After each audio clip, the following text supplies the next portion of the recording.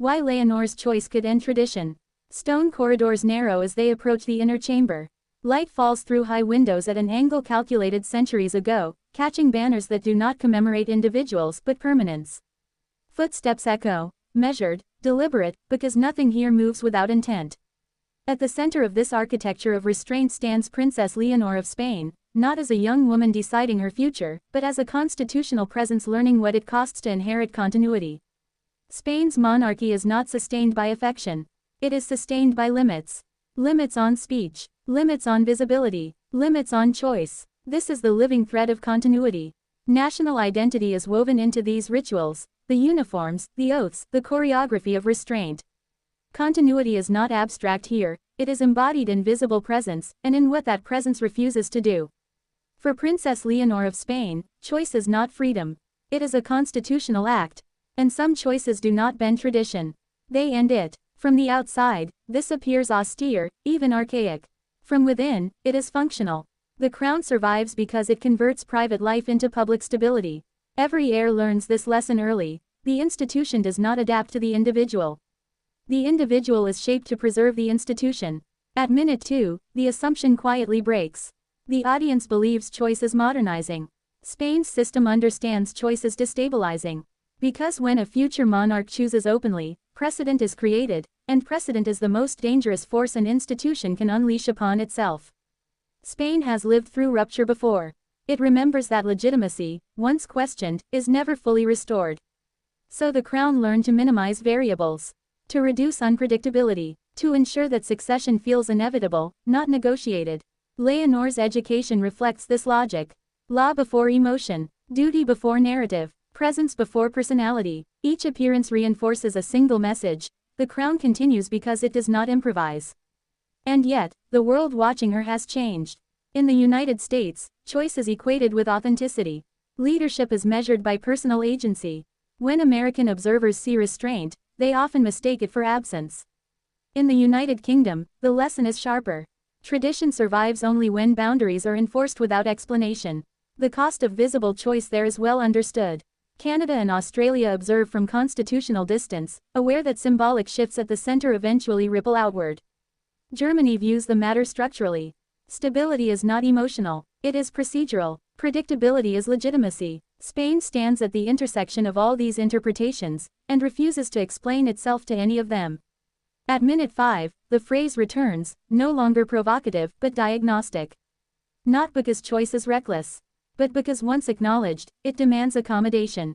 Accommodation leads to negotiation. Negotiation leads to dilution, and dilution is how institutions quietly end. This is why certain paths are never discussed publicly. Why the crown speaks in timing, not statements. In appearances, not explanations. The monarchy does not prohibit choice, it absorbs it silently, or not at all. By minute 8, the deeper uncertainty emerges. What happens when silence is no longer interpreted as strength? The modern public expects clarity. The institution depends on ambiguity. This tension is unresolved, and deliberately so.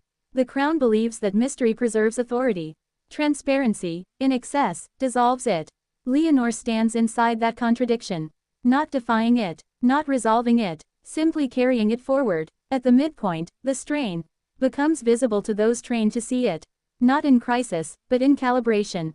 Slight adjustments, careful pacing, an awareness that the margin for error has narrowed. The crown senses that the next generation will not be judged by how well it preserves the past, but by how convincingly it limits the future. At minute 14, the point of no return is felt. Once a future monarch's personal decisions are treated as public signals rather than private sacrifices, the role changes permanently. Authority shifts from inherited to conditional. Tradition becomes optional, and optional tradition does not endure. By minute 19, the foreshadowing sharpens.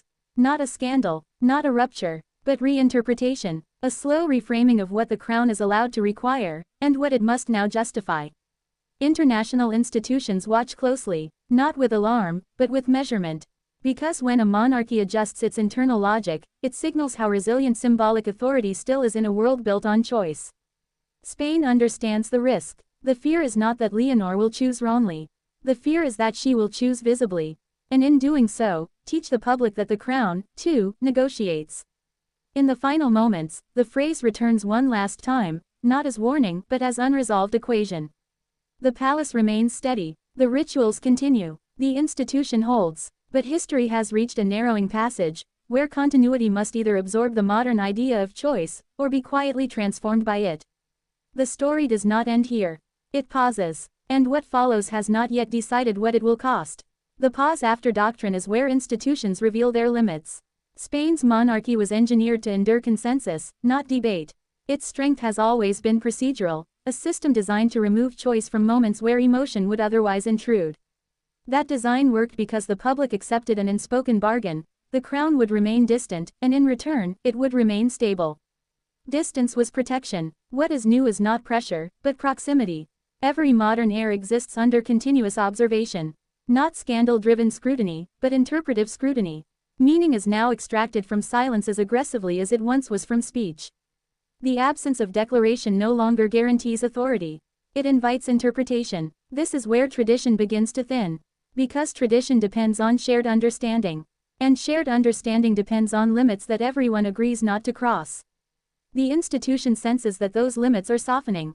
In earlier generations, personal restraint was invisible. It was assumed. Today, restraint must be demonstrated repeatedly, and demonstrations invite judgment. Judgment invites commentary. Commentary erodes inevitability. This is the paradox Leonor inherits. She is expected to embody continuity without narrating it, to accept limitation without explaining it, to absorb sacrifice without receiving acknowledgement for it. That imbalance was once the monarchy's shield. It may now be its exposure. At this stage, the tension is no longer internal. In the United States, leadership culture treats visible choice as proof of integrity. Silence is often read as avoidance. The Spanish model resists this interpretation entirely. In the United Kingdom, the lesson has been learned at cost. Once personal choice becomes part of the public narrative, the institution must manage its consequences indefinitely. Canada and Australia understand how symbolic shifts at the center echo across constitutional frameworks, long after the moment itself has passed. Germany watches with institutional memory, aware that legitimacy survives only when systems appear resistant to individual preference. Spain absorbs these perspectives without acknowledging them, because acknowledgement would itself be a concession. The crown's logic is precise. Authority that explains itself trains the public to demand more explanations. Authority that remains opaque teaches acceptance. But opacity now competes with a culture that treats explanation as a right. This is where the second, quieter crisis forms. Not a breaking point, but a recalibration point. The institution must decide how much individuality it can tolerate before the role itself begins to soften. Because once the public believes that personal choice is central to succession, the crown's claims on sacrifice weaken. Sacrifice only functions when it is expected, not negotiated. Leonor's presence tests this daily.